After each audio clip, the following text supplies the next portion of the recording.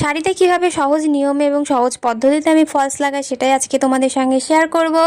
False কেনার সময় অবশ্যই শাড়ির পাড়ের কালারের সঙ্গে ম্যাচ করে কিনতে হবে। 2.5 মিটার আছে কিনা সেটাও ভালো করে দেখে নিয়ে আসবে।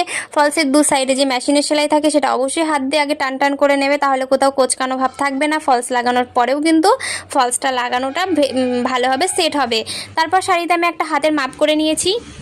হাতের মাপ নেওয়ার পর এরপর থেকে কিন্তু আমি সেলাই করা শুরু করব। আর নিচের সেলাইটা অবশ্যই তোমরা মেশিনে দেবে।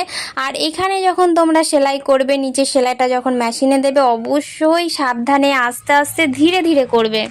অল্প অল্প করে শাড়ি ধরবে, অল্প অল্প করে ফলস ধরবে, টান টান করে ধরবে। ধরার পরে একদম ধার বরাবর এইভাবে আস্তে আস্তে করে সেলাই করবে। ঠিক আমি যেভাবে সেলাই করছি তোমরা কিন্তু এইভাবে সেলাই করে নেবে।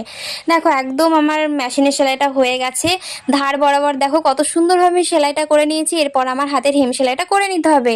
আমি নিচে বসে সেলাই করতে পারি না, আমার পায়ে ব্যথা করে, সেই জন্য আমি বিছানার উপরে শাড়িটাকে সুন্দর করে টান টান করে নিয়েছি। অবশ্যই ভারী কিছু দিয়ে শাড়িটা টান টান করে নেবে, তাহলে সেলাই করতে তোমাদের খুব তাড়াতাড়িও হয়ে যাবে আর সেলাইটা দেখতেও কিন্তু সুন্দর হবে। আমি যেহেতু বেডের উপরে সেলাই করছি সেহেতু শাড়ির নিচে অবশ্যই শক্ত কিছু দিয়ে নেবে। আমি একটা খাতা দিয়ে নিয়েছি। সেলাইয়ের জন্য যখন সুতোটা নেবে সুতোটা কিন্তু অবশ্যই একটা করে নেবে, ডবল ফোল্ড করে নেবে না। দেখো আর তোমরা যেরকম ব্লাউজে হেম সেলাই করো ঠিক সেভাবে কিন্তু ফলস লাগানোর সময় হেম সেলাই করে নিতে হবে। অল্প অল্প করে শাড়ি ধরবে, টান টান করবে, ফলসটা টান টান করবে, নিয়ে মানে ছোট ছোট করে সেলাই দেওয়ার চেষ্টা করবে।